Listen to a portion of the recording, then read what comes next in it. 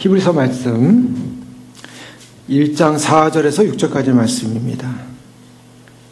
천사보다 우월하신 그리스도라는 제목으로 우리 히브리서 말씀 네 번째 시간 함께 말씀 나누기 원합니다. 지난 시간에는 저희가 예수님이 어떤 분이신가, 또 예수님이 얻으신 그 모습 가운데 특별히 아들이라는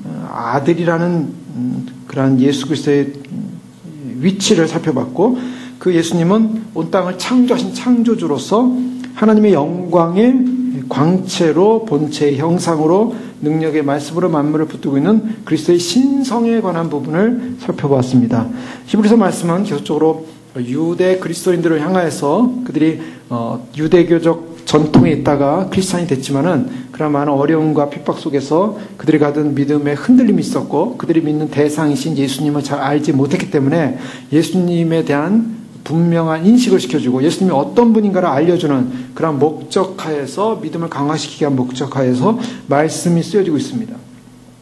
오늘은 계속적으로 그런 예수님이 어떤 분인가를 계속 히브리 기자는 강조하고 있습니다. 오늘 4절 말씀해 보면 그가 어떤 분이신가, 천사보다 훨씬 뛰어난 분이다 라고 이렇게 말씀을 하고 있습니다. 천사보다 뛰어나다. 자, 여기서 우리가 히브리서 말씀을 대할 때 약간 우리의 입장에서는 좀 의구심이 가질 수 있는 그러한 부분을 접하게 됩니다. 천사보다 뛰어나다. 예수님을 비교할 때 어떤 대상과 비교하고 있냐면 천사와 지금 비교를 하고 있다는 것입니다. 예수님을 비교하는 대상이 지금 천사입니다.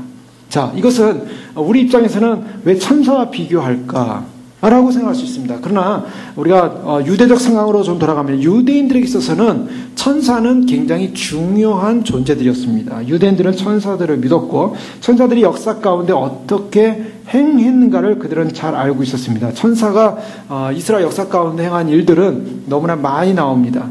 그런 많이 나오는 일들을 보면은 천사가 굉장히 유대인들에게는 중요한 중보자 역할을 했습니다. 당시에 많은 유대인들이 하나님께 이르는 길이 무엇인가? 그것은 천사를 통해서 이른다라고 생각을 했고, 그래서 천사를 통해 하나님께 이루기 때문에 천사의 중요성을 인식하고 천사를 심지어는 숭배하는 정도까지 그렇게 그들의 마음속에 천사에 대한 우상화, 천사에 대한 그 높임이 있었습니다.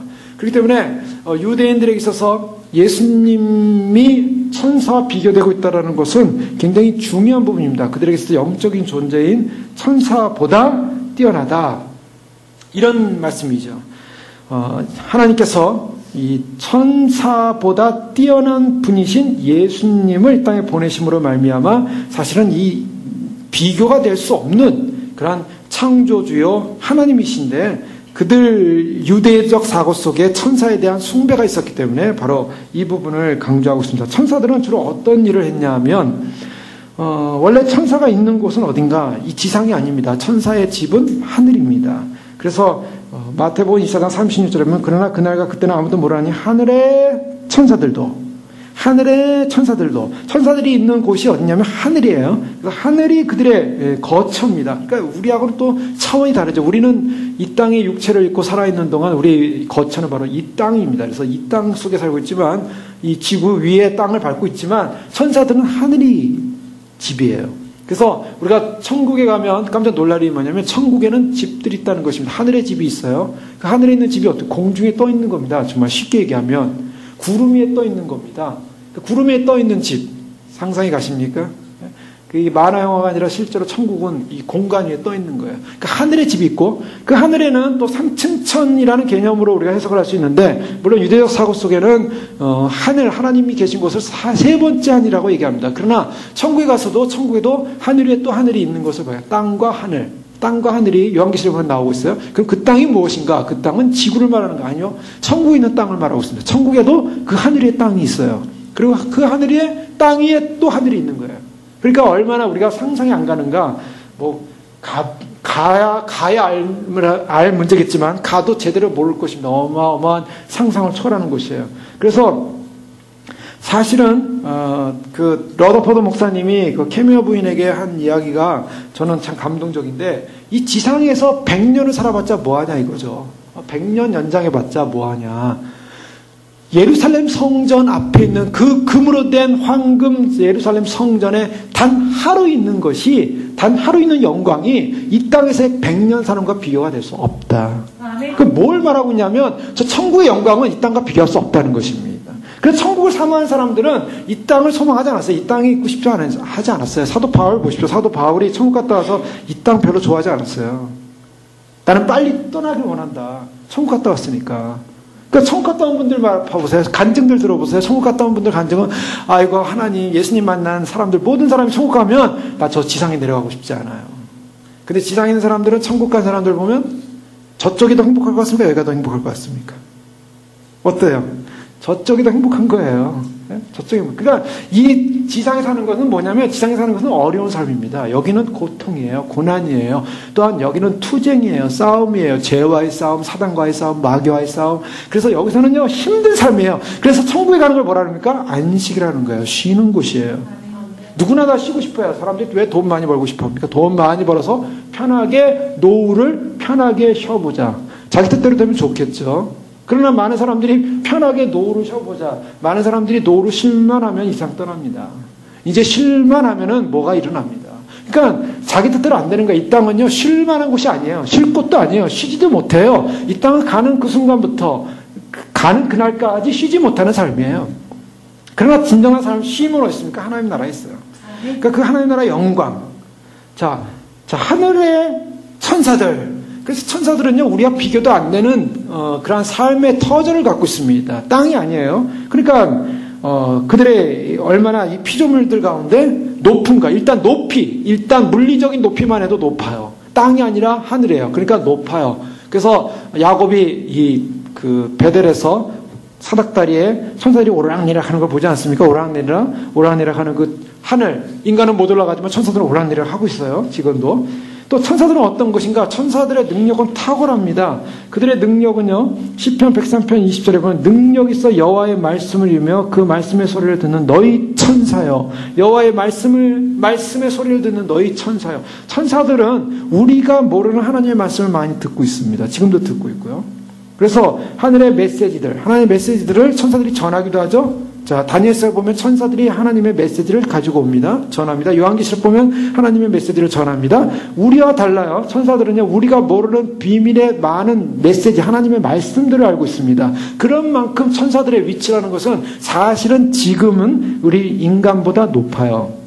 그래서 인간의 입장에서 보면은 천사들이 굉장히 높은 존재죠. 영적 존재입니다. 또 그들을 어떻게 얘기하냐면 하나님의 사역자들이라고 합니다. 시편 104편 4절에 보면 바람으로 자기 사자를 삼으시며 화염으로 자기 사역자를 삼으시며, 바람으로 자기 사자, 화염으로 자기 사역자를 삼으신다. 즉 이것은 바람과 화염을 움직이는 천사들을 말하고 있고, 바로 그런 천사들에 의해서 사역이 이루어지고 있다라는 것을 우리가 볼 수가 있습니다. 이 우주가 그냥 움직이는 것이 아니라 이 우주는 사실 천사들이 돕고 있어요. 사실은 영계에서 보면 지구도 천사들이 돕고 있는 거예요. 이 지구가 돌아가는 게 그냥 돌아가는 게 아니라 사실은 천사들이 이 도움에서 돕고 있는 거고, 이 모든 상황이 다 천사들이 운행하고 있다는 거예요. 왜요? 바람, 화염, 이 모든 것들을 천사들이 그의 사역자로 하나님이 삼아서 움직이고 있다는 거예요. 자, 이것은 놀라운 일이죠. 또 다니엘서 7장 10절에 보면 이 천사는 어떤 일을 하냐면 심판을 수종드는 일을 할 것입니다. 심판을 당하는 사람들이 아니라 심판을 행하는 자의 주체자로서의 일꾼들이라는 거예요. 무서운 분들이죠, 사실은. 천사들이 칼을 들면 그 칼을 가지고 사람들을 죽이는 것입니다.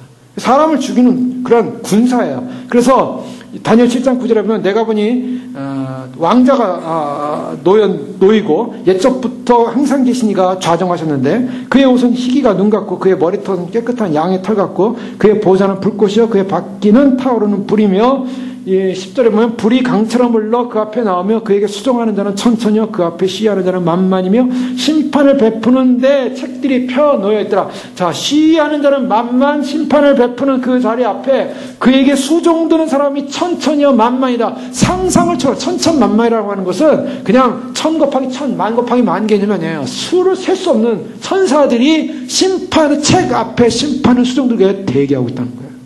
얼마나 무서웠고 얼마나 어미스럽고 얼마나 권위스럽겠는가.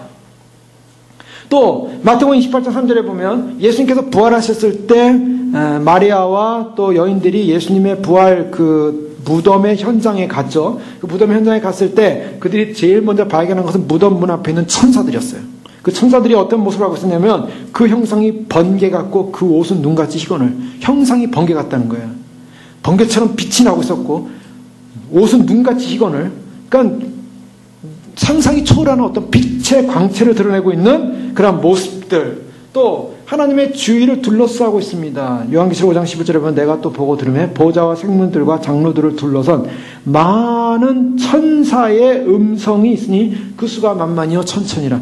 하늘에 지금 집을 짓고 하늘에서 존재하고 있고 하늘의 천사들이 하나님의 보좌 주변을, 또한 장로들과 생물들과 함께 둘러선 많은 그 하나님의 보좌 주변을 둘러싸고 있는 그 존재들이 누군가? 천사들이라는 거예요. 우리는 여기서 가끔 이제 영안이 열린 분들을 보면은 천사들을 봅니다. 교회 천사들이 있고, 근데 그 교회에 온 천사들의 수와 천국에서 하나님 보좌를 둘러싼 천사들을 비교한다면 어마어마한 것이죠. 제가 예전에 20년 전에 있었던 교회에 천사들이 많이 있었습니다. 근데 그 천사들이 평상시 있던 천사들과는 다른 새로운 빛, 더 강력한 빛을 나타내는 천사들이 가끔 나타날 때가 있어요. 그 천사들이 가끔 온다고요. 그 천사들이 오면, 야, 저 평상시 보지 못한 천사구나. 제가 본 게 아니라 이제 영화 열린 분들이 한 몇 분이 동일하게 봐요. 그래서 이제 그런 얘기를 이제 조용히 해주는데, 그때는 이제 특별한 무슨 예식이 있을 때예요. 특별한 예식. 예를 들면 성찬이 있다든가 어떤 특별한 예식이 있을 때 이 평상시 지상에 머무는 천사들이 아니라 하늘로부터 내려오는 천사들이 있어요. 뭐 천사들은 뭐 크고 작은 천사들 많고 애기 천사들도 있고, 찬양할 때 천사들이 옆에서 막 이렇게 찬양하고 막 같이 춤을 추고, 예. 그 영안이 열린 분들은요, 예배가 너무 기뻐요. 여기 보면 아무것도 없는 것 같죠? 없는 것, 천사들이 있다고요. 그래서 영안이 열려야 됩니다. 그래야 천국이 느껴져요.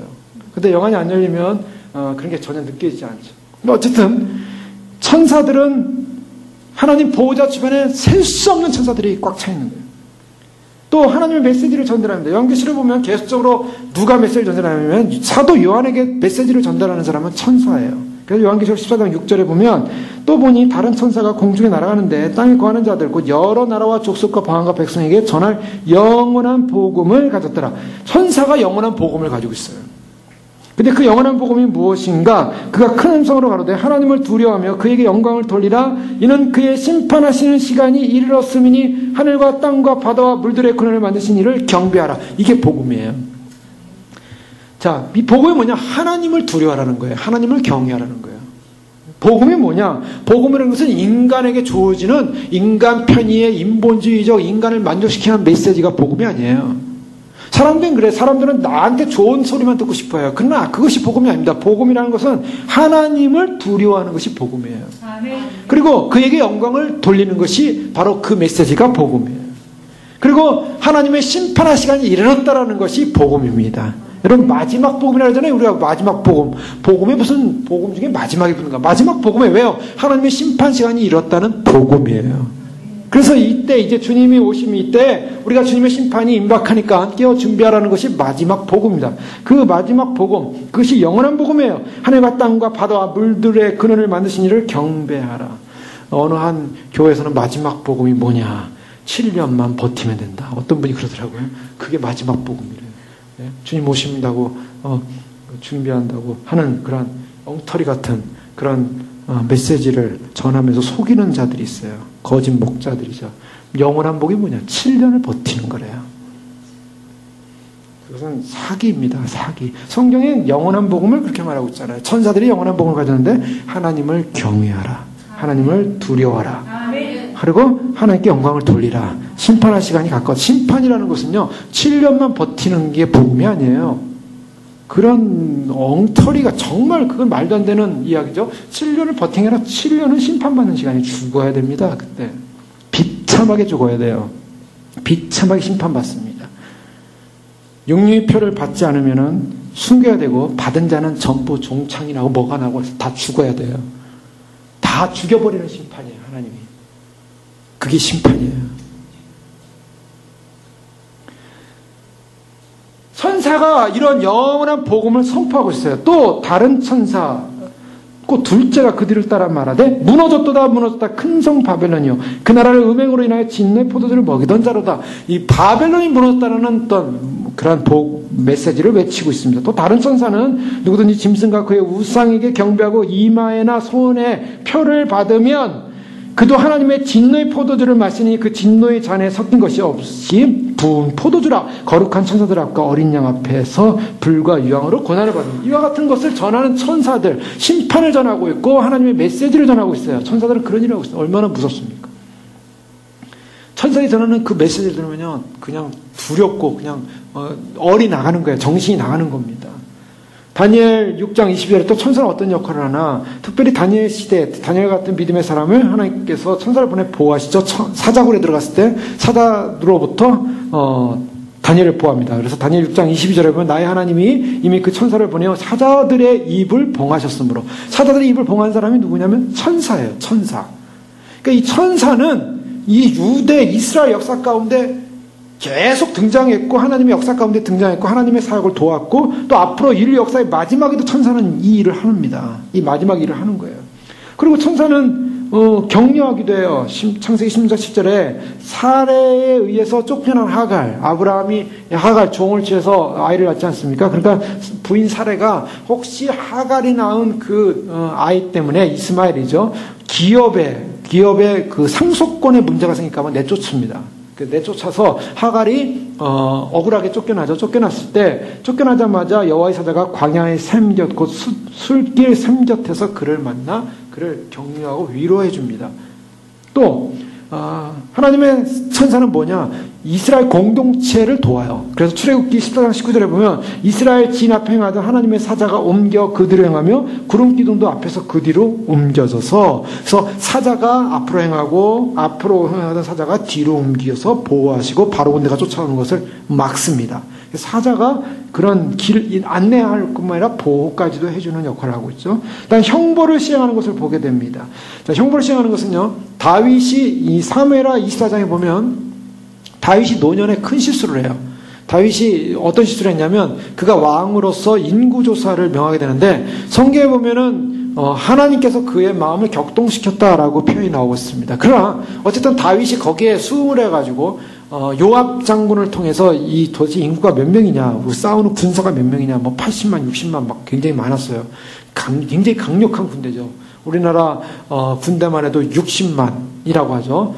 6회 공군 다 합쳐서 한국군은 60만, 지금 좀 줄었는지 모르겠습니다. 근데 이스라엘 나라라고 해봤자 강원도보다 좀 더 큰 나라, 이 LA 카운티 정도밖에 안 되는 나라거든요. 그러니까 뭐 LA 카운티 카운티보다 작은 나라일 거예요. 그 정도 나라인데, 그러니까 예수님이 그 팔레스틴 전체를, 이스라엘 전체를 걸어 다니시잖아요. 이렇게 걸어 다닌다고. 이렇게 가고 저러 가고 이렇게 걸어 다니면서 예루살렘도 오시고 저로 가시고. 그만큼 작은 나라예요. 강원도밖에 안 되는 그 정도 크기의 나라인데, 그런 나라에서 싸울 수 있는 군사가 80만, 60만, 굉장한 거죠. 자, 그래서 그런 어떤 강력한 힘을 얻었다는 것을 만족했을 때 그 인구조사가 끝나자마자 다윗이 하나님 앞에 자기가 자책하기 시작해요. 내가 실수했구나. 잘못했구나. 하나님만 의지해야 될 인생이 숫자를 카운트한 거예요. 여러분, 이거 굉장히 중요하죠. 다윗의 인생은 철저히 하나님 신뢰하는 인생이었습니다. 그가 광야에 있었던, 사울에게 쫓기던 어떤 상황이든 하나님이 자기를 보호처고 자기를 인도하시는 분이고 산성이요 방패요 모든 것이라고 얘기했어요.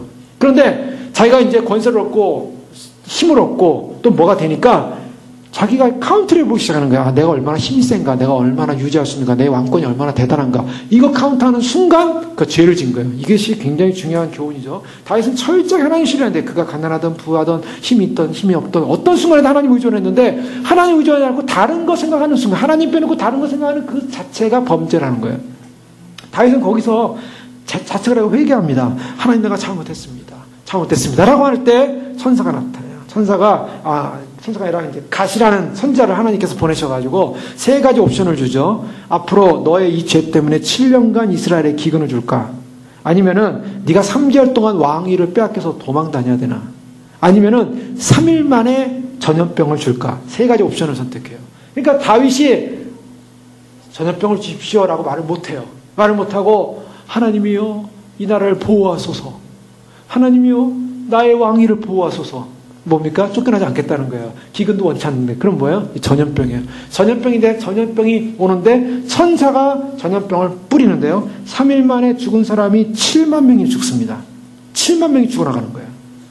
이거 다윗이 인구조사를 한 결과가 뭐냐? 7만 명 죽는 거예요. 그냥 하나님을 신뢰하지 않고 하나님을 절대적으로 의지하지 않고 인본주의로 갔을 때 인간이 자기 힘, 자기 돈이 얼만가, 자기 물질이 얼만가, 내가 이걸 어떻게 살 수 있을까? 그래서 하나님보다는 자기의 힘을 먼저 의존할 때, 약하고 힘들 때는 하나님 의존하죠. 근데 좀 부해지고 좀 넉넉해지면요, 그때부터는 사람이라는 것이 하나님보다는 그런 거 의존 안 하게 되지 않겠습니까? 그런 거 의존하는 거예요. 근데 다윗은 겸손한 자라 그래도 그런 거 의존하지 않고 그가 왕위를 지켰는데 막판에 잠깐 생각이 넘어간 거예요. 그래서 막 죽어가는데 천사가 예루살렘을 향하여 그 손을 들어 멸하려 하더니 여호와께서 이 재앙 내림을 돌이키사 백성을 멸하는 천사에 이르되 족하다. 이제는 내 손을 거두라 하시니 때에 여호와의 사자가 여부 사람 아라우나의 타작마당 곁에 있는지라. 거기서 딱 스탑했어요. 천사가요 사람을 죽이는 거예요. 이런 역할을 하고 있습니다. 형벌을 시행하는 역할. 또한 천사들이 뭐냐면 지상을 또한 두루 다닙니다. 지상에서 하나님이 명령하신 말씀들을 듣고 행하는 거예요. 그래서 천사들이 여호와의 하나님의 종들에게 인치기까지 동서남북 네 그층이를 붙잡고 여호와께서 7장에는 환난의 바람이 미리 몰아치지 못하게 만들어요. 그래서 여호와의 종들을 인을 칩니다. 인치기까지. 그런 작업을 해요. 인치는 작업을 해요. 천사들이. 그러니까 천사들의 역할이라는 것이 우리가 생각하는 우리 차원이 아니에요. 이미 천사들은 우리는 지상에 있지만 이 천사들은 천상에서 떠있는 소위 말해서 하나님의 수종드는 그러한 사역자들이에요. 그러니까 인간편에서 보면 천사들에게 잘 보여야만 합니다. 사실은. 그래서 영계를 왔다 갔다 하는 사람들은 천사랑 대화하는 사람들의 특징이 뭐예요? 천사한테 잘 보이려고 해요. 사실. 왜요? 천사랑 친해야 되니까. 또 천사들이 이제 그 당시에 이제 지사님이 영안이 열리셨는 지사님이셨는데 그 아들이 있어요. 아들이 열심히 신앙생활 안 하는 거예요. 그러니까 영안이 열리신 이제 부사님이 그 아들의 천사를 본 거예요. 천사를 다 보는데요. 그 천사가 옆에서 팔짱을 딱 끼고 있는 거예요. 팔짱. 그래서 왜 팔짱을 끼고 있냐 했더니 얘가 무슨 일을 해야 좀 도와주지. 천사가 팔짱 끼고 있다는 거예요. 여러분 옆에서 천사가 팔짱 끼고 있으면 안 돼요. 천사가 옆에서 열심히 도와야 됩니다. 우리가 주의 일을 하고 주의 말씀과 주의 영적인 일을 할 때 천사들이 돕는 거지. 천사들이 할 일이 없어가지고 옆에서 기도를 해야 뭘 적어서 올려가지고 뭐 말씀을 읽어야 뭘 해. 천사들이 할 일이 없는 거야. 천사들과 친해야 됩니다. 사실 천사가 없는 게 아니라 다 히브리서 말씀을 보면 천사를 보냈더래. 그의 사역자로 삼고 천사들을 바람으로 그는 그의 천사들을 바람으로 그의 사역자들을 불꽃으로 삼으시느니라. 천사들을 보내셔가지고 하나님 우리를 돕게 만드셨어요. 천사들이 있다고요. 그러니 이 인간에게 다 천사들이 붙었으니 얼마나 천사가 많겠어요. 근데 천국엔 더 많아요. 천사. 우리가 상상할 수 없는 영계가 열린다고요. 그러니까 우리는 우리의 지금의 삶은 천국의 영적인 삶을, 영원한 삶을 준비하는 시간, 지금은 그 시간이에요. 열심히 준비해야 됩니다. 이 시간 지나가면 끝이에요. 세월이 화살처럼 지나고 안개처럼 사라집니다. 금방 지나가요. 금방 없어져요. 주님 오실 때 임박하고 있는데요. 그 준비하지 못하고 있다가 나중에 영원히 후회하게 됩니다. 그래서 예수님 말씀하시죠. 준비하지 못한 사람은 주님 오시고 나서 영원히 이를 갈면서 슬퍼하리라. 영원히 슬퍼하는 거예요. 영원히 이를 가는 거예요. 내가 그때 왜 못했는가? 내가 왜 그때 그랬는가? 내가 왜 정신 차리지 못했는가? 내가 왜 열심히 못했는가? 왜 내가 하나님 의지하지 못했는가? 영원히 후회하는 거예요. 그때 후회 소용없어요. 그러니까 지금 잘해. 지금 주님 한순간. 아멘. 또 악의 세력과 싸우는 역할을 하게 되죠. 열왕기하 6장 16절에 보면 아람 왕이 이스라엘을 갖다가 점령하려고요. 이스라엘 주변에 있는 나라들이 많이 이스라엘 공격하지 않습니까? 아람 왕이 이스라엘 공격하려고 하는데 이상하게 공격 계획만 잡으면은 이스라엘이 그걸 알고 미리 대처를 해요. 피하고 도망가고. 그러니까 누군가 내통하는 자가 있다 그랬는데 내통하는 자가 있는 것이 아니라 이스라엘에는 엘리사라는 선지자가 있는데 그 자가 바로 하나님으로부터 알아가지고 우리의 계획을 알아가지고 이스라엘 왕에게 알려준다. 그러니까 아람 왕이 화가 나가지고 그 엘리사를 죽여버리자. 엘리사를 잡으러. 그래서 엘리사가 어디 있냐? 도단에 있다는 것을 알고요. 엘리사가 있는 곳을 갖다가 아람 군대를 가지고 둘러쌌어요. 생각해보시죠. 한 명의 선자를 잡으려고요. 마귀들이 그냥 둘러싼 거예요. 그러니까 이제 날이 밝아서 보는데 그 엘리사의 사환이 이렇게 보니까 아람 군대가 그냥 확 둘러쌌거든요. 얼마나 겁이 납니까? 그의 엘리사님 큰일 났습니다. 저들이 우리를 죽이려고 저렇게 둘러쌌네요. 그러니까 엘리사가 뭐라 그래요? 여유가 있죠, 엘리사가. 우리 군대가 쟤네들보다 더 많다. 그래서 하나님께 기도하지 않습니까? 주님, 저의 눈을 열어 보게 하소서. 열왕기하 6장 17절에 보면 기도하여 가라되 여호와여 원컨대 저의 눈을 열어서 보게 하옵소서 하니 여호와께서 그 사환의 눈을 여시며 저가 보니 불말과 불병거가 산에 가득하여 엘리사를 둘렀더라. 아람 사람이 엘리사에게 내려오면, 그래서 이제 그 아람 사람이 내려왔을 때 그 사람들을 눈이 가리게 해가지고 사마리아로 들어가서 눈을 뜨게 해가지고 결국 거기서 죽이지 않고 떡과 물을 먹여서 돌려보내요. 이 사건 때문에 아람 군대가, 아람 사람이 다시는 엘리사 때 쳐들어오지 못하게 됩니다. 하나님께서 천사들을 보내서 나라를 지키고 민족을 지켜요. 이런 모습들. 또한 천사들이 영적 전쟁, 요한계시록 10장에 보면, 나중에 보면, 이제 사단, 무적행 열쇠와 큰 쇠사를 가지고 와서 예뱀, 마귀와 사단이라는 용을 잡아서 1000년 동안 결박하여 집어넣죠. 이것도 하는 것이 누가 하냐? 용을 잡고 사단을 잡을 존재가 누구냐? 하나님의 때 그 일에 수종 들어서 용을 잡는 존재는 천사들이에요. 자, 하나님의 사역을 실행대로 돕는 것. 야, 이 정도가 되니 성경 전체에서, 구약 전체에서 나타나는 천사들의 역할이라는 것은 인간의 생각을 초월합니다. 천사들의 역할은 도저히 천사는 인간과 같을 수도 없고 하나님, 거의 하나님과 같은 존재예요. 하나님은 안 보이지만 하나님께서 천사를 통해서 역사하고 일을 하고 죽이기도 하고 살리기도 하고, 천사들이 그 죽이는 어떤 실행권을 갖기도 하고 보호하는 보호권을 갖기도 하고, 그러니 천사들한테 잘 보여야죠. 천사들을 숭배하기 시작했어요. 유대인들의 생각 속에는 천사에 대한 인식만큼 강합니다. 우리는 천사들의 인식이 별로 없죠. 그러나 유대인들은 하나님을 아는 백성들로서 천사에 대한 강한 신뢰가 있어요. 그래서 오늘 이 유대인들을 향하여 4절에 그가 천사보다 훨씬 뛰어남은 그런 영적인 굉장한 파워를, 생사건을 갖고 있는 그런 사람의 살고 죽은 운명, 그런 모든 미래적 사건에 대한 수종자로서 역할하는 그런 천사보다 뛰어남은 그들보다 더욱 아름다운 이름을 기업으로 얻었음이니. 자, 이것이 중요해요. 자, 예수님은 어떤 분인가? 예수님은요, 천사 정도가 아니라는 거예요. 이 천사가 이렇게 엄청난 일을 하고 하나님의 귀한 사역자들로서 이렇게 귀한 역사 가운데 하나님의 일을 행했는데, 그런 영적 존재인데, 하늘에 있는 존재인데, 그런 천사와 비교도 안 된다는, 그보다 훨씬 높으신, 그보다 훨씬 더 뛰어나신 바로 그런 분인데, 그분이 어떤 존재냐면 더욱 아름다운, 더욱 뛰어난 이름을 기업으로 얻으십니다. 자, 천사하면은 천사하면 얼마나 마음이, 우리가 천사에게만 해도 기쁘지 않습니까? 그런데 예수님은 어떤 분이냐? 그 이름을 얻었어요. 예수라는 그 이름은 천사와 비교될 수 없는 기업이라는 겁니다. 자, 이름이라는 것 굉장히 중요하죠. 이름이라는 것은 하나님 그분의 이름을 알린다라고 하는 것은 이번 주일날 우리가 살펴볼게요. 하나님의 이름인데요. 그 하나님의 이름이 뭐냐? 이름이라는 것이 뭐냐? 자, 내가 이름을 걸고, 누구의 이름을 걸고, 아니면 나의 이름을 걸고, 이름이 뭐예요? 이름이 주는 게 뭐예요? 이름은 그 사람에 대한 인격이요, 그 사람에 대한 서약이요, 그 사람에 대한 보증입니다. 예? 이름이라는 것이. 그 이름이라는, 야, 저 사람 참 이름 좋다. 저 사람 참 이름이 굉장히 좋은 것이다. 라고 할 때 그 사람에 대한 이름을 말하는 겁니까? 그 사람에 대한 인격을 말하는 겁니다. 사실은요, 그 사람의 인격을 말하고 있어요. 그래서 훌륭한 사람 볼 때, 야, 그 훌륭한 사람, 누구의 이름은 훌륭하다. 이런, 할 때 그 사람 인격을 말하고 있는 거예요. 하나님께서 이스라엘에게 주었던 축복이 뭐냐? 하나님께서 이스라엘에게 축복은 뭐냐면 하나님의 이름을 계시하셨다는 것입니다. 누가 감히 하나님의 이름을 알았겠습니까? 인간들이 하나님을 알고 신이라는 존재를 알려고 애를 썼죠. 그래서 철학자들이 수없이 노력하고 알려고 했지만 신의 이름을 몰라요.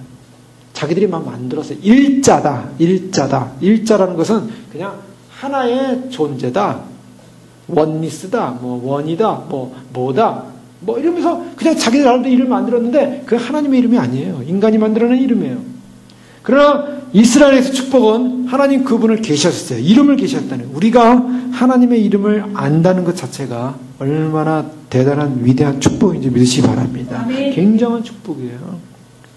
이 이름을 안다는 것은요, 그분의 인격과 그분이 그 이름 가운데 역사하시는 그분의 서약과 그분의 보증과 그분의 약속과 그분의 모든 언약을 우리가 받을 수 있는 존재로 대우받고 있다는 것입니다. 그런데 바로 하나님께서 예수 그리스도의 이름을 기업으로 주셨는데 그 이름이 무엇인가? 얼마나 아름다운 이름인가? 천사와도 비교되지 않는 이름이라고 말하고 있어요. 그 이름은 무엇이냐면 바로 이제 5절, 6절에서 그것을 나타내고 있습니다.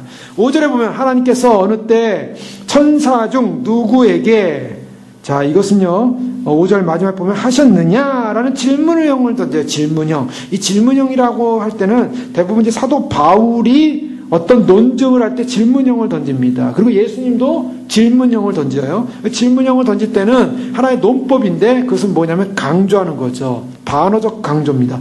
하나님께서 어느 때 천사 중 누구에게 뭐라고 합니까? 너는 내 아들이라 오늘 내가 너를 낳았다. 시편 2편 7편의 말씀을 인용해서 바로 이 질문을 던집니다. 시편 2편 7편에 내가 여호와의 명령을 전하노라. 여호와께서 내게 이르시되 너는 내 아들이라 오늘 내가 너를 낳았도다. 자, 이 시편 2편은 굉장히 중요한 시입니다. 이 시편 2편은 유대인들에게 있어서는 굉장히 중요한 거예요. 왜냐하면 이것은 대관식에 쓰이는 시로 알려지고 있어요. 대관식이라는 것은 왕이 즉위할 때. 그래서 시편 2편은 유대인들이 예배를 드리거나 모였을 때 주로 암송하고 주로 이것을 항상 이야기하는 성경입니다.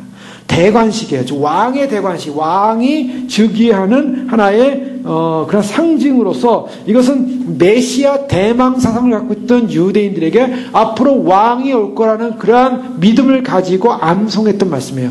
근데 그 암송했던 말씀 가운데 바로 시편 2편 7편은 내가 여호와의 명령을 전하노라. 너는 내 아들이라 오늘 내가 너를 낳았도다. 여기서 굉장히 중요한 말을 하고 있습니다. 천사보다 훨씬 뛰어난 이름이 뭐냐? 천사보다 훨씬 뛰어난 이름을 주셨는데 그걸 기업으로 주셨는데 그 이름이 뭐냐? 하나님의 아들이라고 말씀하고 있다는 것입니다. 예수님은 어떤 이름을 가졌냐? 하나님의 아들이라는 것입니다. 근데 너는 내 아들이라 오늘 내가 너를 낳았다라고 천사 중에 말한 천사가 있느냐라고 질문하는 것입니다.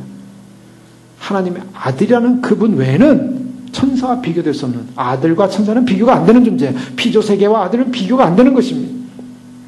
그래서 너는 내 아들이라 오늘 내가 너를 낳았다고 하셨으면 또다시 나는 그에게 아버지가 되고 그는 내게 아들이 되리라. 여기서 내가 너를 낳았다라는 이 표현은 독생자를 말하고 있습니다. 비같은이라는 표현을 쓰고 있습니다.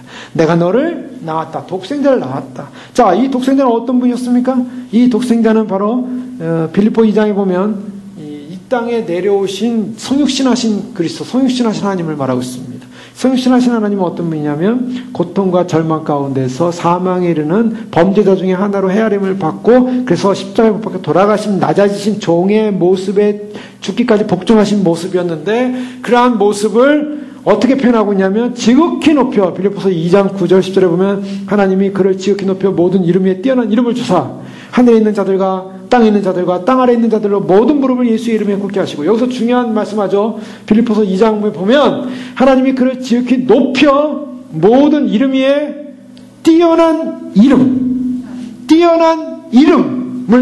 주사. 자, 예수님께서 어떤 이름을 받으셨냐면 그가 종이 되어서 낮은 자가 되어서 육신의 몸을 입고 이 땅에 오셔서 죽기까지 복종하셨기 때문에 하나님이 그를 지극히 높여 뛰어난 이름을 주었다는 말하고 있습니다. 자, 오늘 성경에 뭐라 하냐면 아름다운 이름을 기업으로 얻으심이라 얻었다라고 말하고 있어요. 아름다운 이름을 기업으로 얻다. 사실 예수님께서 이름을 기업으로 이렇게 얻은 관계 속에는 예수님이 무엇이 담겨져 있냐면 그분이 이 땅에 오셔서 성육신하셔서 우리를 위하여 고난받으시고 우리의 죄 문제 해결하게 하여 십자가에 못 박혀 돌아가신 그 비참한 죽음의 사건을 경험했기 때문에 하나님이 그분을 높여 가장 뛰어난 이름으로 만들어 주셨다는 것이에요. 여기서 보면 하나님, 예수님 그분 자체가 물론 창조주시고 세계를 만드셨고 지으셨고 그분이 능력의 말씀으로 만물을 붙들고 계시고 하나님이십니다. 그분은 사실은요 처음 존재 자체가 높으신 분이고 하나님이세요. 그럼에도 불구하고 그분이 이 땅에 오셔서 모든 희생적 구속의 사건을 경험하시고 그것을 이루신 다음에 하늘에 오르셨을 때 하나님으로부터 더 뛰어난 이름이 주어졌다는 거예요. 이건 굉장히 중요한 포인트입니다. 예수님도요, 천국에서 하나님과 함께했던 유일한 아들이셨지만 그 아들이 아들됨으로써 존귀와 영광의 그런 확증적 어떠한 위치를 차지하게 된 것은 사실은 이 땅에 오셔서 모든 구속의 사건을 이루시고 높아지신 다음에 하나님으로부터 오는 영광스러운 이름이 또한 주어졌음을 우리는 보게 됩니다. 우리는 여기서 중요한 우리가 적용을 볼 수가 있어요. 주님께서 우리를 하나님의 자녀로 택하셨고 부르셨습니다. 하나님의 자녀로서 우리는 살고 있습니다. 그 이름만이라도 어마어마한 이름입니다. 마귀의 자녀요 지옥 자식이요. 그래서 저의 아비는 마귀라 예수님께서 그랬어요. 우리가 원래는 죄와 허물로 죽었던 존재예요. 우리는 마귀에 속한 존재였어요. 그런데 우리가 하나님의 자녀가 됐어요. 이 자녀가 된 어마어마한 이름의 특권을 얻었어요. 그런데 그것으로 끝나는 것이 아니라 우리가 자녀로서 믿음의 삶을 잘 살고 자녀답게 잘 살고 하나님의 영광을 드러내기 위한 인생을 살고 마지막까지 자녀로서 살아서 주님의 영광을 위해 드러내고 그래서 주님 오시는 날 주님을 맞이하게 되면 바로 그때 주님께서 우리에게 새 이름을 보여주십니다. 하나님의 자녀 이상의 새 이름이 주어져요. 자, 자녀만큼도 특권이죠. 자, 새 이름이 뭡니까? 새 이름이 여러 가지가 있을 거예요. 그리스도의 신부가 될 수도 있겠고요. 또한 여러 가지 이름이 주어질 수 있고요. 우리는 알지 못해요. 그러나 주님께서 요한계시록을 통해서 7교회를 통해서 알려주신 말씀은 뭡니까? 새 이름을 쓰여진 돌을 주시는데요. 새 이름이 쓰여진 돌. 바로 흰돌을 받는데 그 새 이름은 뭐냐? 새 이름은 우리가 모르는 이름이에요. 천국에서 주어질 이름이에요. 영광스러운 이름입니다. 각자 이름이 다 있겠지만 그러나 천국에 가면은 주님께서 우리를 위하여 새 이름을 준비하시고 영광스러운 이름을 줄 줄로 믿습니다. 그걸 소망하십시오. 여기서 가진 이름 마음에 안 드는 사람은 더 소망해야 되고요.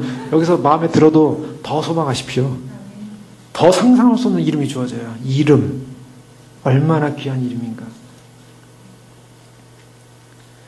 자, 하나님께서 바로 예수 그리스도에게 이 이름을 주셔서 뛰어난 이름을 주셔서 하늘에 있는 자들과 땅에 있는 자들과 땅 아래 있는 자들로 모든 무릎을 예수의 이름에 꿇게 하시고 그 이름이 얼마나 뛰어나냐면 모든 자들, 하늘에 있는 자들, 땅 아래 있는 자들, 땅에 있는 자들 모든 자들이 예수의 이름에 무릎을 꿇는다는 거예요. 예수의 이름에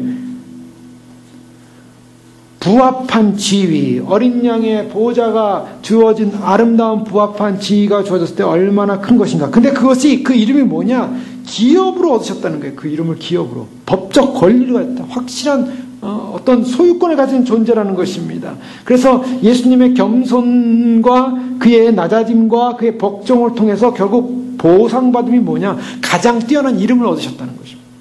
우리가 이 땅 가운데서 믿음으로 그리스도의 영광, 하나님의 영광, 또 믿음대로 사는 이 삶은요 반드시 보상이 있습니다. 그 주님께서 주님 나라 갔을 때 그 영광스러운 이름으로 보상을 해주세요. 근데 그 이름은요 명예예요. 예수님이 가진 이름은 그 이름이 너무나 뛰어난 이름이기 때문에 모든 하늘에 있는 자들과 땅에 있는 자가 땅 아래 있는 모든 자들이 그 앞에 무릎을 꿇고 엎드리고 경배하게 돼 있어요. 그 이름 앞에. 이름이 어마어마한 축복. 이런 이름을 가진 존재는 천사 어느 누구도 아들이라는 칭함을 받지 못한 이름을 가진 바로 예수님 한 분밖에 없다는 것입니다. 그런 의미에서 천사보다 뛰어나신 탁월하신 바로 예수 그리스도.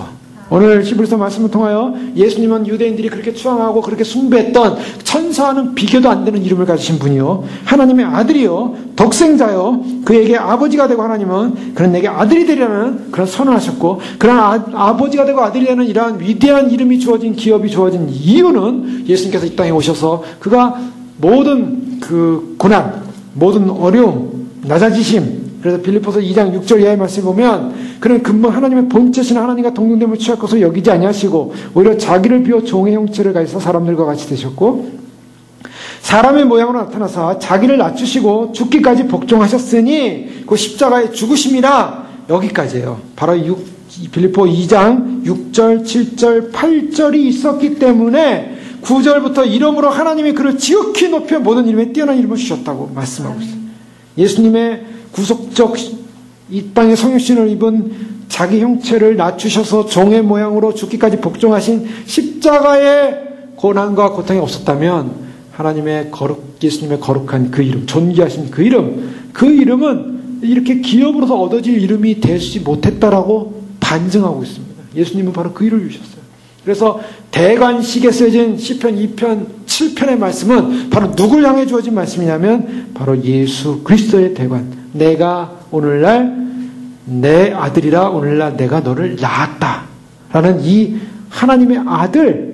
베드로후서 1장 17절에 보면 베드로가 예수님과 함께 변화산에 갔을 때 엘리야와 모세와 예수님이 변형돼서 나타난 모습을 보았죠. 바로 그때 베드로는 이렇게 고백합니다. 지극히 큰 영광 중에서 이러한 소리가 그에게 나기를 이는 내 사랑하는 아들이요 내 기뻐하는 자라.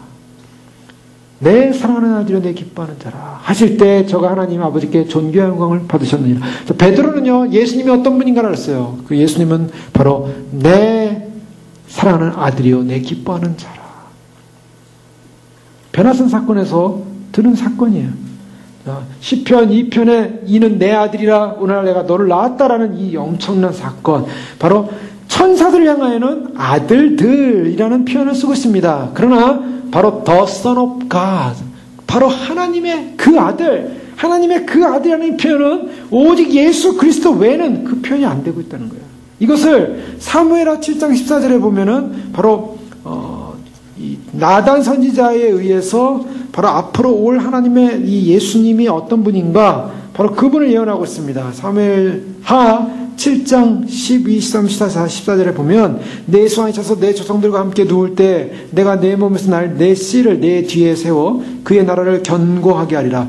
그는 내 이름을 위하여 집을 건축할 것이요 그는 나는 그의 나라 왕위를 영원히 견고하게 하리라. 나는 그에게 아버지가 되고 그는 내게 아들이 되리니. 여기서 나는 그에게 아버지가 되고 그는 내게 아들이 되리니. 이 아들이 누구냐는 거죠. 그는 내게 아들이 되리니. 그 아들 되는 분, 바로 그분이 어떤 분입니까? 그 나라 왕위를 영원히 견고케 하는 분. 근데 그 나라 왕위를 견고케 하는 분은요 12절에 내 수완이 차서, 이거 다윗의 수완입니다. 다윗이 나이가 다 돼서 내 조상들과 함께 누울 때, 자, 이 땅을 떠난다는 거죠. 내 조상들과 함께 누울 때에 육체가 이 땅을 떠나는 것입니다. 육체는 이 땅에서 이제 없어지는 것입니다. 바로 이때에 내가 내 몸에서 날 내 씨를 내 뒤에 세워 그의 나라를 견고하게 하리라. 이게 무슨 말입니까? 솔로몬을 말하고 있을까요? 다윗의 아들을 말하고, 이미 솔로몬은 태어났어요.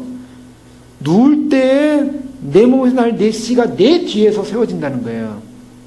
다윗이 죽고 나면 그 다음에 다윗의 씨로 말미암는 그러한 존재가 세워져서 그의 나라를 견고하게 할 것이다 라고 말하고 있어요. 그러면 다윗의 후손에서 나온다는 거예요. 솔로몬 아니에요. 솔로몬은 이미 왕이 됐어요. 솔로몬은 이미 왕입니다.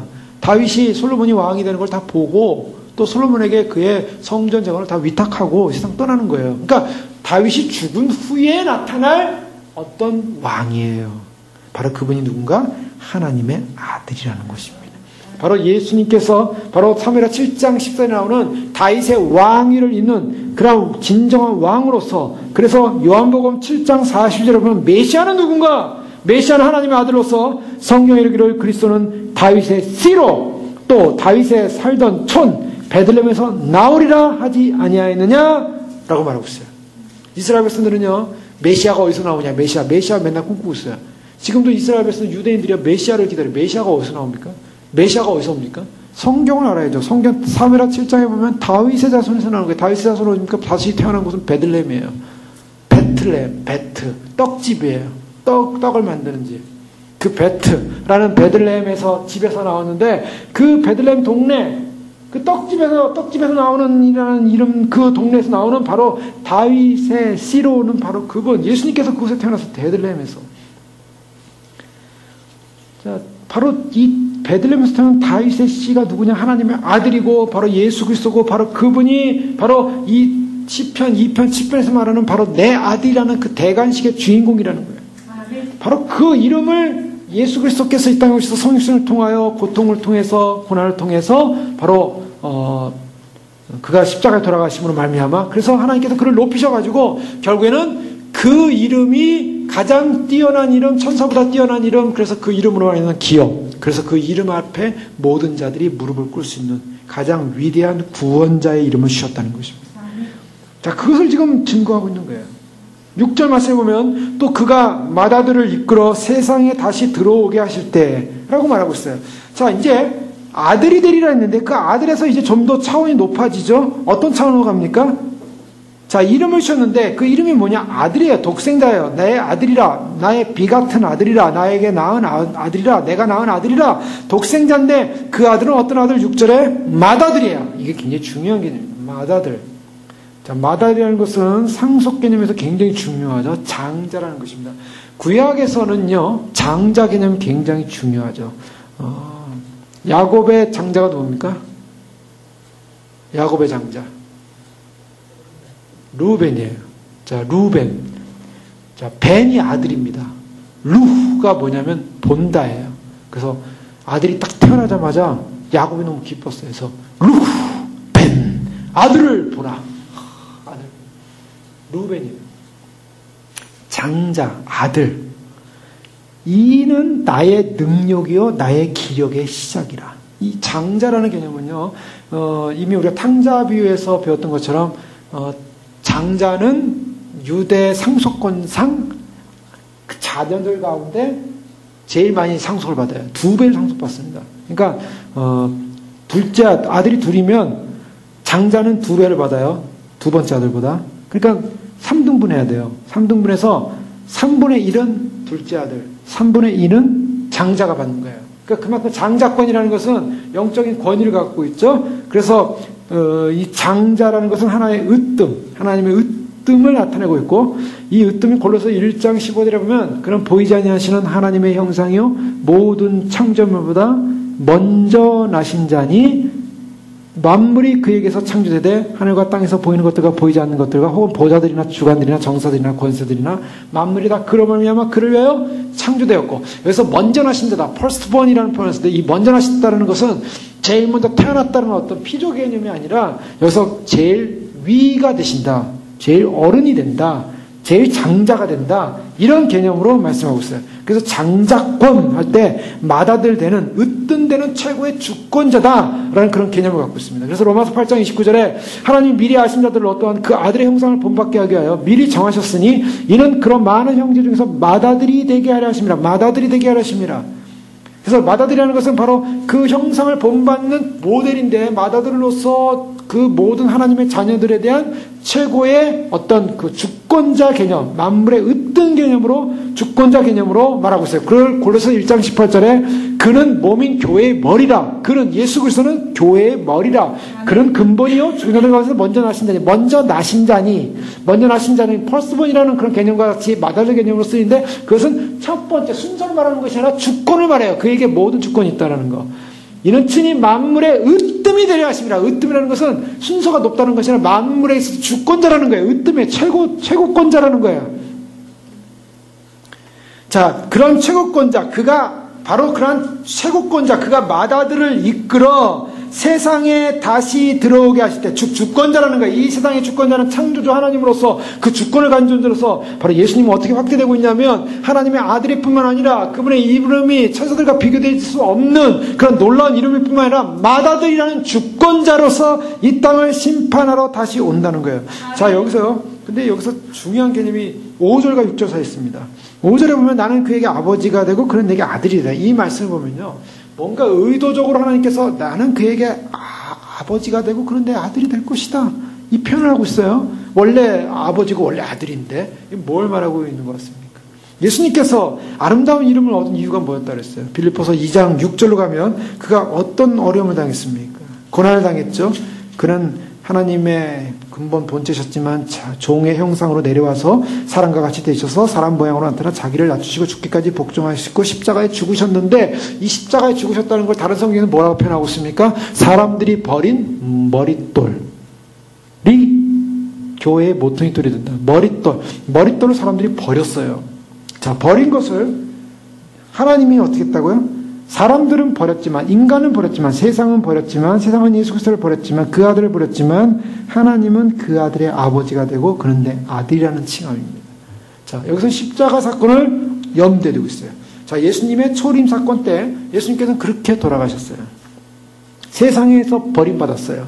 그래서 버림받은 그분은 왕으로 오셨지만은 하나님의 아들로서 진정한 왕으로서 메시아로서 하나님이 선포해 주셨고, 이제 그 메시아이신 예수님이 하늘에 오르사 이제는 주권자로서 맏아들이 되셔서 이제는 온 땅의 통치자여 심판주로서 이 땅에 다시 오신다는 메시지입니다. 아멘. 그래서 그가 맏아들을 이끌어 세상에 다시 들어오게 하실 때, 자, 맏아들이 지금 세상에 다시 들어오고 있어요. 다시 들어와요. 소림 때 와셨던 그분이 버려졌지만은, 그러나 하나님은 그분을 아들로 삼으셨고, 그 아들이 높아지셔서 온 땅의 주권자가 주체자가 돼서 맏아들이 되셔서 이제는 주체자로서 심판주로서 다시 오실 때 어떻다고요? 하나님의 모든 천사들은 그에게 경배할지어다.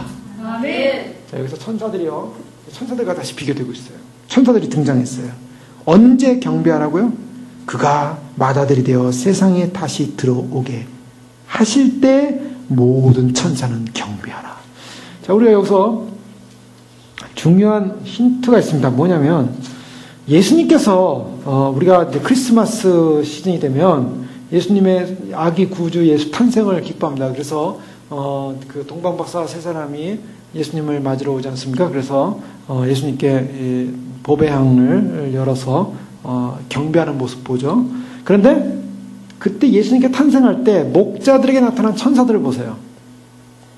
목자들에게 천사들이 나타나서 구주가 나셨는데 너희를 위해서 구주가 나셨는데, 구주를 막 경배하는 찬양을 하지 않고 구주를 이 땅에 보내신 하늘에는 하나님께 영광이요 땅에는 기뻐하심을 사람들에게 평화로다. 하나님께 영광, 땅에는 평화. 이렇게 얘기해요. 구주가 나셨으니 구주 경배, 구주 찬양, 구주 높임, 막 구주를 높이지 않아요. 초림 때는. 이게 특이하네요. 자세히 보시면 천사들이 아기 예수를 막 경배하지 않고 오히려 아기 예수를 이 땅에 보내신 하나님을 경배해요. 잘 보세요. 성부 성자 관계를. 그런데 예수님이 다시 재림할 때는 하나님이 어떻게 명령하고 있냐면, 재림하시는 바로 그 예수님을 천사들로 하여금 경배하라 그래요. 아멘. 이게 참 놀라운 사건이에요. 그러니까 어떤 의미에서는 예수님이 이 땅에 오신 사건이 참 그 비하 사건이라는 것은요, 육신이 돼서 이 땅에 온다는 그 사건은 하나님이셨지만 원래 천사들에게 경배받으시는 분이에요. 그런데 육신을 입고 이 땅에 오시는 그때부터 천사들이 막 경배의 대상으로 삼지 않은 그 모습을 보게 돼요. 어떤 면에서는 그분이 십자가를 다 지기까지. 그 십자가를 질 때도요, 천사들이 옆에서 돕습니다. 예수님께서 막 그 겟세마네 동산에서 기도할 때 막 천사들이 옆에서 돕잖아요. 마귀한테 시험 받아가지고 금식 마치셨을 때 천사가 와서 수종 들더라. 수종은 들어요. 그러나 예수님이 그 사역을 다 마치기 전까지는 아직 천사들이 홀드되고 있는 상황이에요. 지금 천사들이 뭔가 그 경배를 완전히 드리기에는 아직 그 사역이, 예수님 사역이 끝나지 않았어요. 예수님 사역이 다 끝나고 십자가 사건이 끝나고 나서 예수님께서 올라가셨을 때, 그때서야 천사들이 경배하는 거예요. 자, 여기에 이제 굉장히 중요한 부분이 있습니다. 예수님께서 이 땅에 오셨을 때요, 하늘의 영광을 버리셨다는 거 잘 주목해 보십시오. 그는 근본 하나님의 본체시나 그걸 버리셨어요. 버리시고 내려왔어요. 거기에 세상의 모든 또 하늘의 영권의 질서 속에 뭔가 그동안 하나님께 경배를 받으셨던, 천사들로부터 만물로부터 경배받으셨던 그분이 인간이 되는 그 순간부터 뭔가 홀드가 일어났어요. 뭔가 딱 멈춰버렸어요. 그런데 그분이 사역을 다 마치고 올라가셨을 때 다시 경배가 일어나는데, 그것이 이 증거예요. 맏아들을 이끌어 세상에 다시 들어오게 하실 때 하나님의 모든 천사들은 그에게 경배할지어다. 그러면서 계시록 5장 11절 말씀에 보면은, 죽임을 당하신 어린 양이 능력과 부와 지혜와 힘과 존귀와 영광과 찬송을 받으시기에 합당하도다 하시면서, 내가 또 들으니 하늘에와 땅에와 땅 아래와 바다에와 또 그 가운데 모든 만물이 가로되 보호자에 앉으신 이와 어린 양에게 찬송과 존귀와 영광과 능력을 세세토록 돌릴지어다. 여기서 모든 만물이 뭐라고 하냐면, 보호자에 계신 이와 어린 양에게 찬송과 경배, 영광을 돌리라는 거예요. 주님께서 이제 구속사역을 마치시고 하늘에 오르셔서 만물의 으뜸이 되시고, 그리고 하나님으로부터 영광스러운 이름을 받았을 때 모든 천사들이 바로 그 예수 그리스도 앞에, 그 이름을 기업으로 받은 바로 그분 앞에 경배하라. 어마어마한 지위를 얻으신 겁니다. 그러니까 이전에도 지위가 있었던 분이고 이전에도 하나님의 아들이었지만 그분이 이 땅 오셔서 성육신 사건을 이루시고 구속을 하시고 십자가에 돌아가신 다음에 부활하셔서 승천하신 그 사건은요, 어마어마한 상상을 초월하는 힘과 지위를 얻으신 거예요.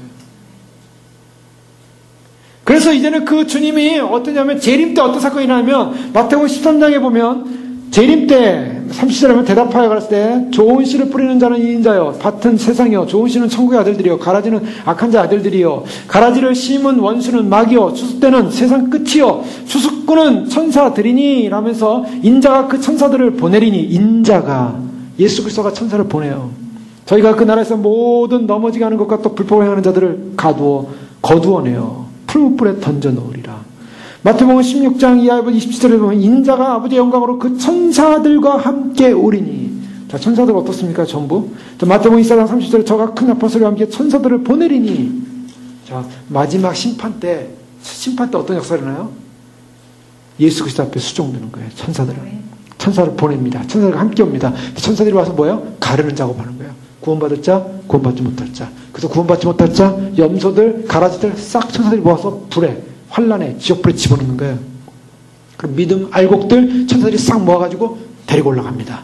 천사들이 지금 우리를 다 체크하고 천사들이 수종도 하고 천사들이 와요. 그래서 우리가 주님 맞으러 올라갈 때 우리 성령님이 우리 안에서 역사해서 함께 올라가시겠지만 그러나 천사들도 수종돼서 천사들과 함께 올라가게 돼 있어요. 그래서 예수님 오실 때 천사와 함께 오는 거예요. 데살로니가서 1장 7절에 환난받는 너에게 우리와 함께 안식으로 갚으시는 것이 하나님의 공이시니 주 예수께서 저의 능력의 천사들과 함께 하늘로부터 불꽃 중에 나타나실 때 불꽃 중에 나타나서 하나님이 천사들과 함께 불꽃 중에 나타나실 때 주님 오실 때 어떤 일이 일어날지 모르겠어요. 하늘에 모르긴 몰라도 큰 불꽃이 나타나서 어마어마한 불이 나타나서 순식간에 믿음의 사람들이 사라질지도 모르겠어요. 그러나 분명한 것은 그러나 천사들과 함께 주님께서 오셔서 이 놀라운 역사를 이루신다는 거예요. 그래서 시편 2편에 보면 대관식의 결론이 뭐냐? 대관식의 결론은 2편 내 아리라 하면서 8절 9절에 보면 내게 구하라 내가 이방 나라를 내 유업으로 주리니 내 소유가 땅 끝까지 이르리로다. 내가 철장으로 그들을 깨뜨리며 질그릇같이 부수리다. 자, 누구냐? 이 왕은요 이방 나라 모든 만민의 모든 나라의 왕이 되셔서 철장으로 부수고 깨뜨리는 그런 철장 권세를 가지신 분이라는 것입니다. 마태복음 16장 20절에 아버지의 영광으로 그 천사들과 함께 오리니 그때 각 행한 대로 갚으시리로다. 천사들이 아버지의 최고의 기쁨이신 바로 예수 그리스도 바로 그 모든 이름에 뛰어나신 이름을 얻으신 바로 그분에게 기쁨과 충성을 드리는 시간, 하나님의 모든 천사들이 그를 경배하는 시간, 하나님의 모든 천사들은 바로 주님 오실 그때 경배할지어다. 주님을 경배하고 예배하고 찬양하고 바로 이 경배는 나다신 아기 예수로부터 시작되지만 결국 세상에 다시 오실 때 천사들의 경배를 받으실 마다들로서 바로 거룩한 천사들의 바로 그분을 경배하고 예배할 것입니다. 아멘. 자, 바로 우리 주님 어떤 분이신가? 이렇게 천사와는 비교할 수 없는 모든 만물이 그를 경배할 뿐만 아니라 천사들조차도 그에게 수종들어서 결국 그의 구속의 사역 가운데 영광을 얻으시고 가장 뛰어난 이름을 얻으신 바로 그분 앞에 주님이 오시는 영광스러운 날 천사들은 그를 경배하고 수종들게 될 것입니다. 우리 주님 바로 그런 분이십니다. 우리를 구원하신 분, 우리에게 소망을 주시고 생명을 주시고 우리가 믿는 예수 그리스도 이분을 우리가 얼마나 소중히 여기고 얼마나 위대한 분인가. 우린 단지 이 땅에 살면서 잠시 살면서 이 땅에 먹고 사는 문제, 무슨 문제 이런 잡다한 문제로 인해서 우리가 하나님의 영광을 바라보지 못하고 그리스도의 영광을 바라보지 못하고 그리스도의 올 영광스러운 나를 바라보지 못하는 그런 것이 아니라 우리가 정말 주님께 초점을 맞추고 우리가 믿는 바로 예수님, 바로 받아들이신 그분이 얼마나 영광을 받으시고 존귀를 받으신 그 이름이 얼마나 위대한 이름인가.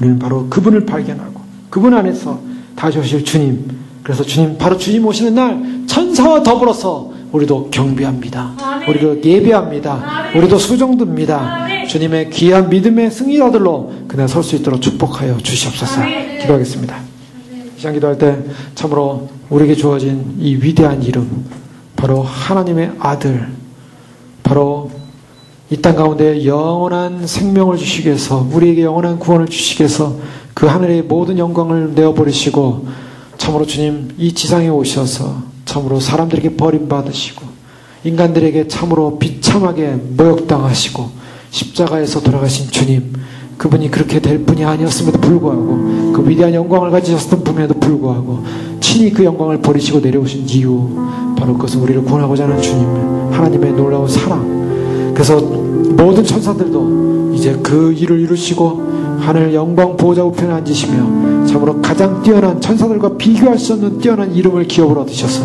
하나님의 아들이요 맏아들이요 주권자요 통치자요. 그래서 주님께서 그 심판주로 오실 때 모든 천사들은 바로 그 아들에게 경배할지어다. 우리 모두는 주님을 경배합니다. 주님 오시는 그날 우리가 경배하는 날입니다.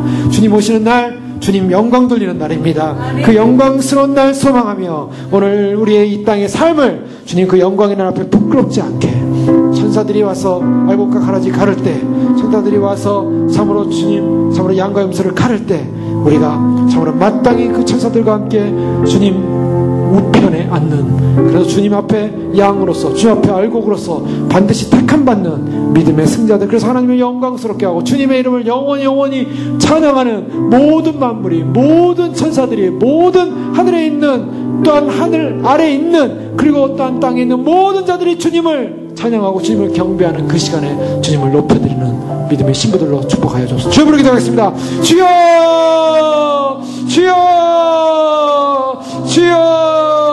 아버지 하나님 감사합니다. 오늘 이 밤에 저를 불러주셔서 감사합니다. 아버지 하나님 참으로 저희가 참으로 부름받은 이 시간, 아버지 얼마나 귀하고 복된 시간인지 아버지 하나님 빼앗길 수 없는 시간인 줄 알고 있습니다. 영광스러운 시간임을 알고 있습니다. 아버지 모든 천사들이 아버지 이 땅에서 아버지 하나님 삶과 죽음과 생명과 아버지 하나님 모든 아버지 하나님 참으로 하나님을 신뢰하고 하나님을 경배하고 하나님을 의지하고 하나님을 바라봐야 될 아버지 하나님 그러한 인생들을 통해서 주님이 천사들을 통해서 알려주시고 보여주시고 아버지 하나님 천사를 통해서 말씀을 주시고 천사를 통해 율법도 주시고 천사를 통해서 하나님 말씀하신 하나님께서 아버지 하나님 참으로 주님 놀라운 구원의 역사를 이루시는 주님 감사합니다. 아버지 하나님 이 마지막 때에 아버지 하나님 우리가 영적으로 준비되고 준비되어서 아버지 하나님 참으로 주님 모든 천사들도 흠모할 만한 아버지 하나님 참으로